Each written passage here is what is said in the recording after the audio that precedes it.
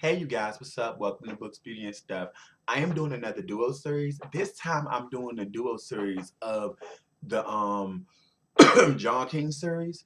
The John King series features One Day I Saw Black King, which I did do a review on. So if you guys want to check that out, I'm gonna link the link in the link bar below so you guys can see that as well too, because that's the first book in the series. Um then the reviews I'm actually doing on the third and fourth book because they were back to back with in a serious way. And then the second book, which I am going to do a separate review on, is kind of like the prequel to One Day I Saw Black King, but it was written later. Um, it's about the Brookses and the stuff that happened prior to John King's birth and what really happened. So these are by my girl JD Mason, as you guys know. And speaking of JD Mason, I've actually did what should you start with video probably earlier this summer. So if you guys want to check that out as well, you definitely can. I'll be happy if you do too as well. As usual, like, subscribe, and leave comments below if you guys want to see more reviews and things like that. So anyway, the first book I am going to do, like I said, this is a double series.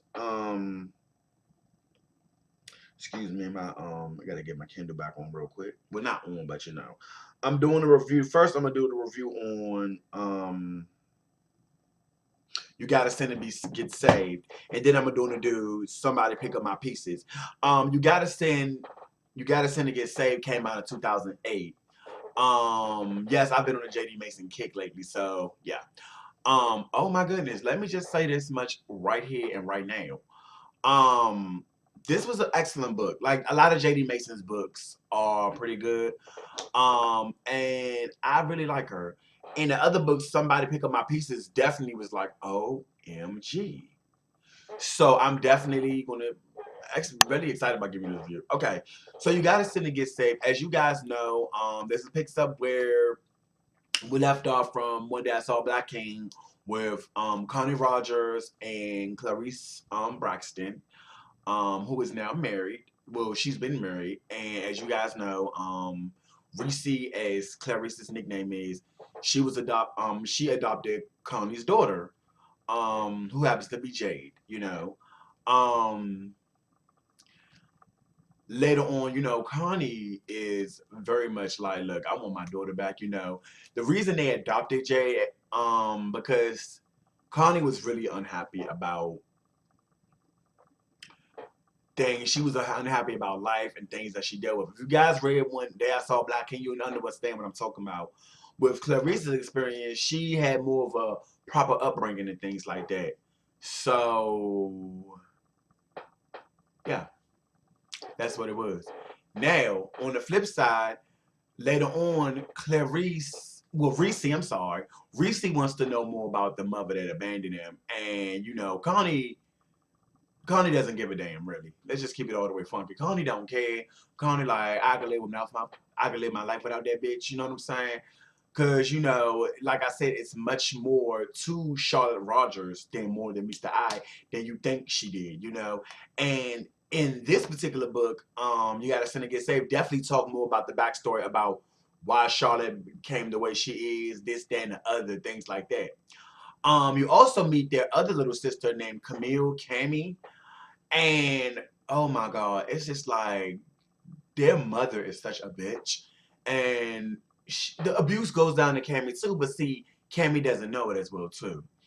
It's what Justin called it, which is Clarice's husband. He called it Stockholm syndrome. Basically when a hostage feels loyalty to the person that took them hostage, like the kidnapper or whatnot. And that's what Cammy's going through, and I'm just like, mm-mm-mm. Then on the flip side, while Reese is trying to find her mother, Justin feels abandoned as a husband. He wants to have sex with his wife, make love to his wife, but she's so in tune to finding her mother, she's not boning her husband. But of course, he gets it somewhere else. And it's not necessarily with cheating physically; it's more like an emotional, mental thing as well too. And do I condone him cheating? Absolutely not. Do I understand why he did it? I'm not going to understand cheating, but I could see and I can see in a sort of sense, you know what I'm saying? So yeah. Then dealing with Connie being pregnant again for a second child, John going back to his town, you know, getting to know his father more, just dealing with so much. Um, and then you know the final showdown and somebody pick up and the first book, you gotta sin to get saved. It's like they finally go to Connie and Reese finally go to Kansas where their mother been staying for over 30 years, you know, confronts her about the past, things like that. It was just the climax, the ending was so good. Then you have somebody pick up my pieces where the second book got left off, and this came out in 2011. So, you know, we're finding like the consequences of Justin's cheating. Then Reese starts to be a hoe too. Man, let me tell you, Cammy is not finding her place. But then I'm sorry, not Candy, Camille has a lot that she has to deal with too. Connie has her baby, you know, and I felt honestly with John King, and then John had to find out his past. What I was about to say, I'm gonna talk about in a minute. That's why I stopped. John King definitely. John finds out his past with his father passing away. You know, the AIDS virus is sort of discussed in here, but not a discussed in here, but not a lot. I'm just gonna say the book was so, J.D. Mason really became one of my favorite authors in this past year. And like I said, I will put a list below on the books I've read so you guys can check it out. Like what you start with videos, like I said earlier, and you can understand why I really like this woman and her writing.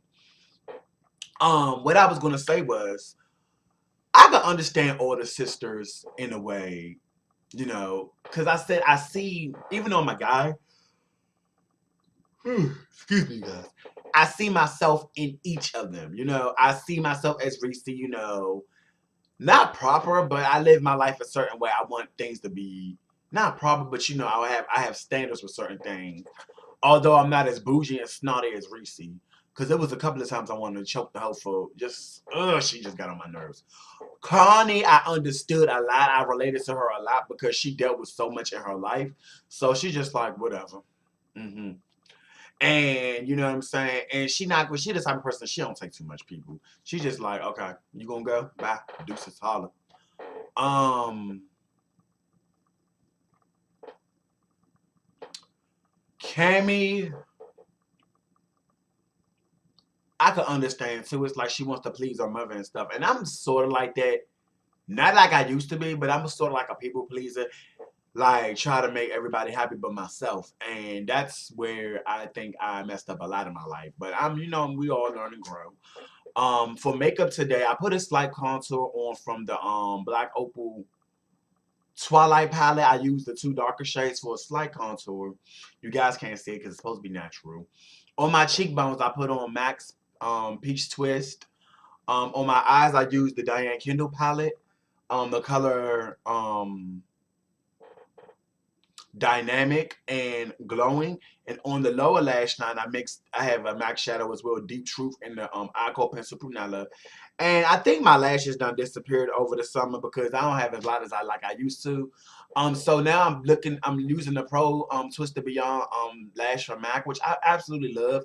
I've been loving a lot of MAC lash wands that are small for my lashes now. So yeah. Anyway, thank you guys for looking at Books Beauty Stuff. Thank you guys for checking me out.